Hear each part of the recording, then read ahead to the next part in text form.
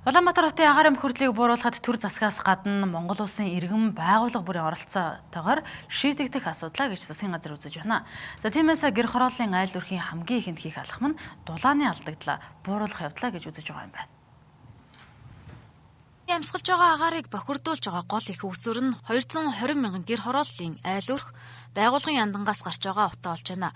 Зарим үлцэн хэсэг нь 400 мянган авто тээврийн хэрэгсэл дулааны цахилгаан станц болон бусад их үүсвэрээс үүдэлтэй юм а.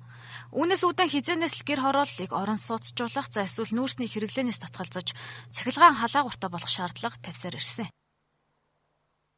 За зуршлын хувьд бол аж ахуйн нэгжүүд ч гэсэн орцсон, иргэд ч гэсэн нэлээд өртсөн байгаа. За ерөнхийдөө бол манай аж ахуйн нэгжүүд маань захиргааны их үүсвэр шилжихгүйгээр түүхийн нөөц сүлж байгаа асуудал бас нэлээд байгаа учраас эхний ээлжинд бол одоо хяналтын хувьд бол бид нар аж ахуйн нэгжүүдийг захиргааны их үүсвэр шилжүүлэх мэдээллүүдийг л нийтээр 4000 гаруй аж ахуйн нэгж хүргэсэн.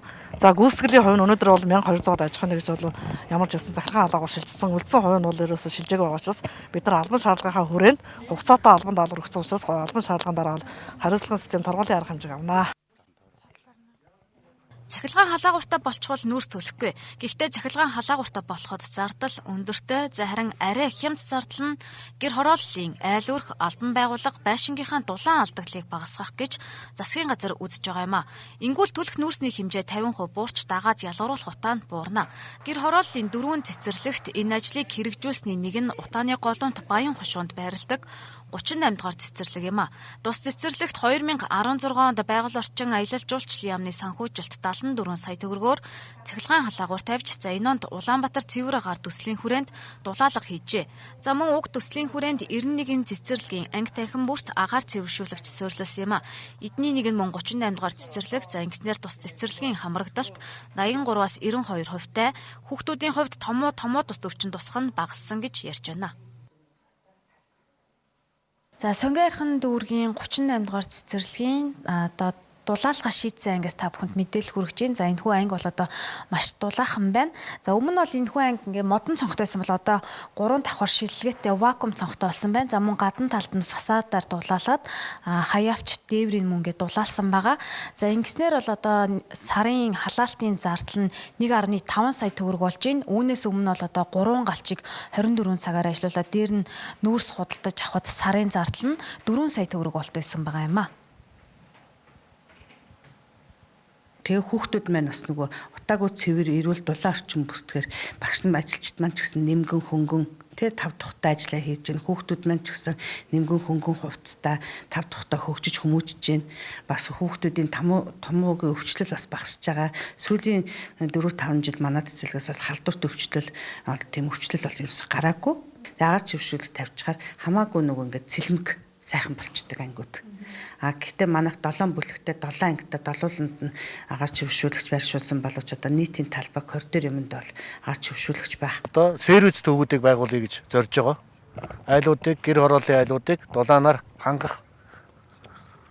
Тэгээ цэвэр бохор усаар хангах энэ одоо системүүдийг одоо гэр хорооллуудад тавьж, за бүгдээр байшин савнд орж чадахгүй нь ойлгомжтой шүү дээ. Энэ асуудал шийдэгдэх бол тодорхой цаг хугацаа хэрэгтэй. Дээр нь ард иргэд маань өөрсдийнхөө амь насыг хамгаалахын тулд, үр хөвгтөө хамгаалахын тулд энэ маскыг одоо байнга зөөх хэрэгтэй болж байна. Энийг одоо мэрэгжлийн хүмүүс зөвлөж байгаа энэ маск байгаа. Энэ маск бол одоо агаарын бохирдлыг 70-аас 90% хамгаалж байгаа. Энэ маск.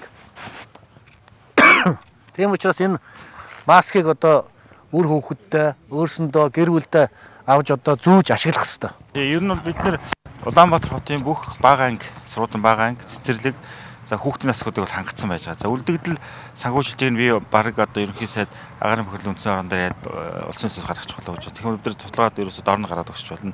Тэгэх юм бол бид нар одоо хотын зүгээс бас энэ дээр дэмжлэг үзүүлээд бид нар нэгдсэн эмнэлгийн хүүхдийн дасгуудыг бүр ингээд том агаржуулалтын системээр хангая гэсэн бодлого, мэтлэлийн асгуудыг бас агаржуулалтын системээр хангах гэсэн бодлого. За бага ангийн хүүхдүүдийг яг энэ агаарын бохирдлын оюул байдаг 12 сар, 1 сар, 2 сард юугаар 72 цагийн амны хаалтаар хангах ийм бодлогыг бас хэрэгжүүлж болно. Тэр нь бол бүхэл чиглэлээр хамтран ажиллах систем юм.